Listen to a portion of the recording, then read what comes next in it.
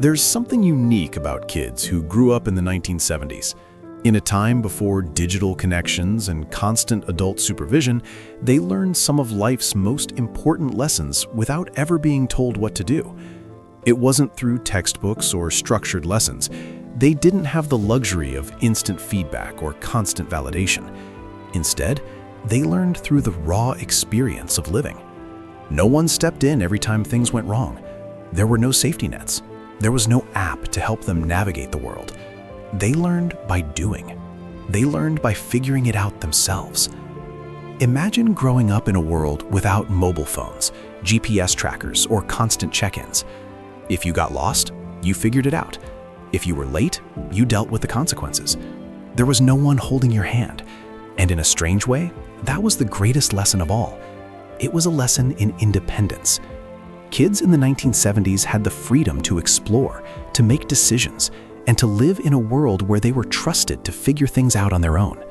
And when things went wrong, because things always go wrong, they learned how to handle it. They didn't have a teacher or a parent to swoop in and fix things. They just had to get on with it. When they rode their bikes to the store or walked to a friend's house, it wasn't a simple task. They didn't have a map, no easy route. They figured out which way to go, what shortcuts worked and which roads were safest. They were left to navigate their own environment and make decisions along the way.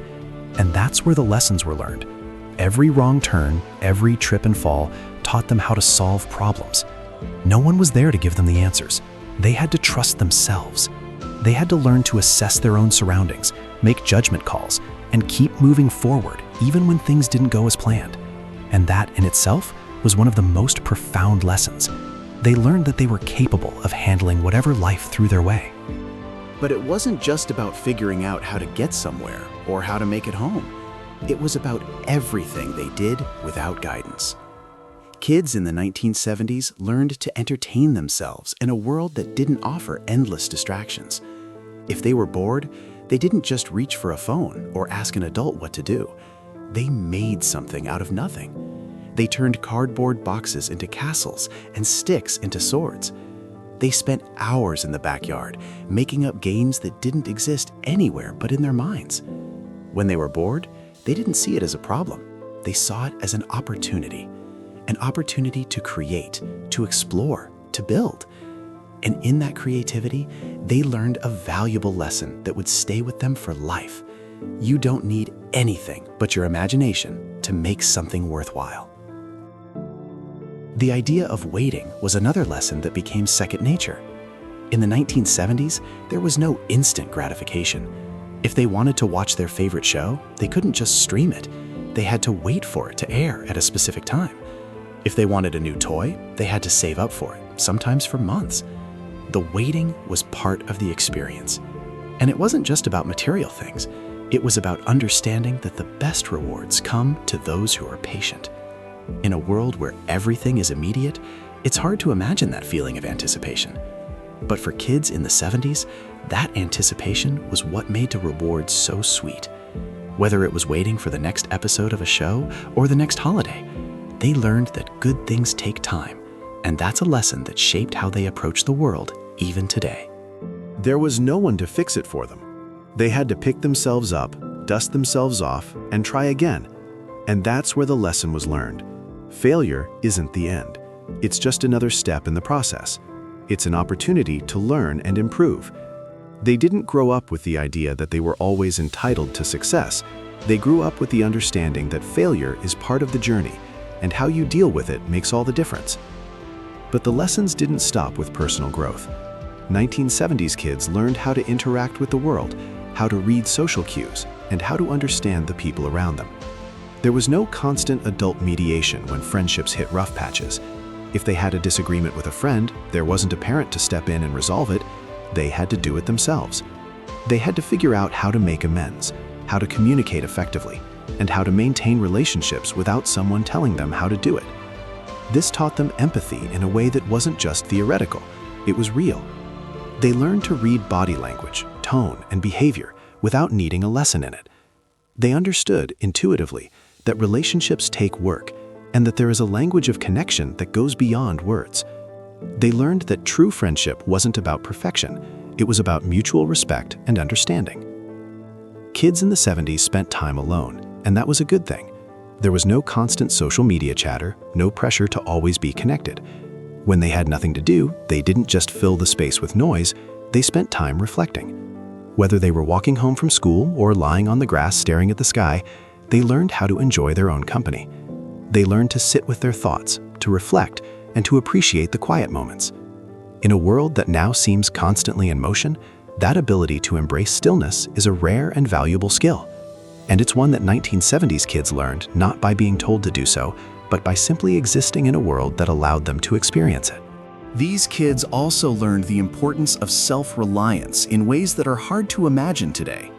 In the 1970s, if their bike broke down on the side of the road, there was no quick text to mom or dad asking for a ride home. If something broke, whether it was a toy or a household item, they didn't have the luxury of calling a handyman or simply ordering a new one from an online store. Instead, they had to rely on their own resourcefulness. They figured out how to fix what was broken, how to solve problems without waiting for someone else to step in and provide the answers. They used whatever tools they could find, their own creativity, and the skills they'd picked up along the way. If their bike tire popped, they didn't panic or wait for a replacement. They learned how to patch it up themselves. If a toy broke, they didn't run to an adult to fix it. They figured out a way to make it work again. Or if it couldn't be fixed, they found something else to do. In a world where convenience wasn't always guaranteed, these kids learned that life doesn't hand you everything on a silver platter. They learned that nothing is guaranteed, and if they wanted something to work, they had to put in the effort. The absence of instant solutions taught them a powerful lesson. You make your own way. There was no one around to solve every problem for them, and no gadgets or apps to give them answers with the tap of a finger. They had to rely on their own ingenuity. Whether it was using a rubber band to hold together a broken action figure, or finding creative ways to make a cardboard box into a race car, 1970s kids learned that self-sufficiency wasn't just a skill, it was a way of life. They grew up knowing that when things broke, they didn't have the luxury of running to someone for immediate help. They had to think critically and solve the problem themselves. They understood that life wasn't about having everything handed to you, but about putting in the work and figuring things out when things didn't go as planned. This didn't just apply to toys or bikes. It was a mindset they took into every area of their lives. If they were bored, they didn't reach for their phones or wait for someone to entertain them. They learned how to entertain themselves, coming up with games, projects, or simply exploring their surroundings. They spent hours outside, making up games with their friends, using nothing but sticks, dirt, and their imaginations. They learned to get by with less, to make do with what was available, and in doing so, they became resourceful in ways that today's kids may not even be able to comprehend. In a world where everything seemed to require less effort to obtain, the 1970s kids learned that patience was often just as important as the skill itself. When they needed something, a new bike, a toy, a special treat, they didn't expect it to be given to them immediately. They understood that good things take time. If they wanted something, they had to work for it. Whether that meant saving up their allowance or waiting for a special occasion, they learned how to be patient and persistent. Instant gratification wasn't part of their reality. They learned the quiet power of waiting for what they wanted, and in doing so, they developed a sense of accomplishment that was earned, not handed over. So what about you? What lessons did you learn growing up that no one really taught you directly? Share your thoughts in the comments and subscribe for more psychological insights into how our past shapes who we are today.